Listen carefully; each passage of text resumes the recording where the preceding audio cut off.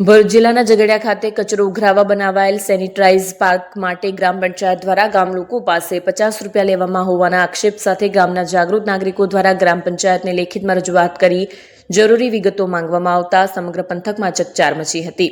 વિગત અનુસાર Jhagadia જીઆઈડીસીની DCM company દ્વારા ઝઘડિયા મુકામે કચરો ભેગો કરવા સેનિટાઇઝ પાર્ક બનાવવામાં આવ્યો છે। ઝઘડિયાના 3 નાગરિકો કરણસિંહ પરમાર, વિભવ વસાવા અને રાજેશ પટેલ દ્વારા આજરોજ ઝઘડિયા સુલતાનપુરા ગ્રુપ ગ્રામ પંચાયતને લેખિતમાં રજૂઆત કરીને કંપની દ્વારા સેનિટાઇઝ પાર્ક બનાવતા સમયે પંચાયત સાથે કરાયેલી કરારની વિગતો માંગી હતી। રજૂઆતમાં જણાવ્યા મુજબ ડીસીએમ કંપની દ્વારા ઝઘડિયા ખાતે આ સેનિટાઇઝ પાર્ક બનાવવામાં આવતો હતો। તે સમયે કંપનીના માણસો ગામમાં સર્વે કરતા ત્યારે તેમના દ્વારા જણાવવામાં આવતું કે કચરો ઉઘરાવવાના કોઈ પૈસા નહીં લેવાય, પરંતુ ત્યારબાદ ગામ લોકો પાસે 50 રૂપિયાની ઉઘરાણી કરાતી હોવાના આક્ષેપ સાથે રજૂઆત જણાવાયું હતું કે આ વિસ્તાર અનુસૂચિત 5 હેઠળ આવતો હોય ગ્રામસભાને વિશેષ અધિકાર પ્રાપ્ત થયો છે, ત્યારે ગ્રામસભા ભર્યા વિના ગામ લોકોની જાણ વગર ઘર દીઠ 50 રૂપિયાની ઉઘરાણી કરવામાં આવે છે। તેથી ડીસીએમ કંપની દ્વારા પાર્ક બનાવાયેલ તે સમયે થયેલ પંચાયતી કરારની વિગતો માંગવામાં આવી હતી।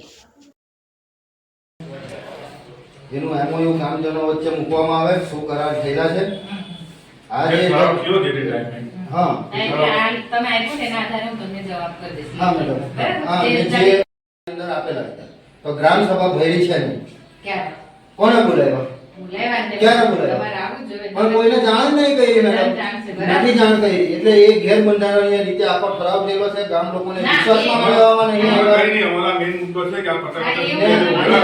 દુર્ગંધ બી આવે છે જે ગામ લોકોને આસપાસના ગામ લોકોને તકલીફ થાય છે એટલે શ્વાસ સાથે ચેડા થાય છે। ગ્રામજનો પાસેથી 50 રૂપિયાની વસૂલી કરી સફાઈ વેરો જે ગ્રામ પંચાયતમાંથી જે વેરો ભરતા હોય છે એ એનાથી યાદ થઈ જાય કેમ કે 50 રૂપિયા એક ઘરના 50 થવા તો 1500 થી 2000 ઘર હશે।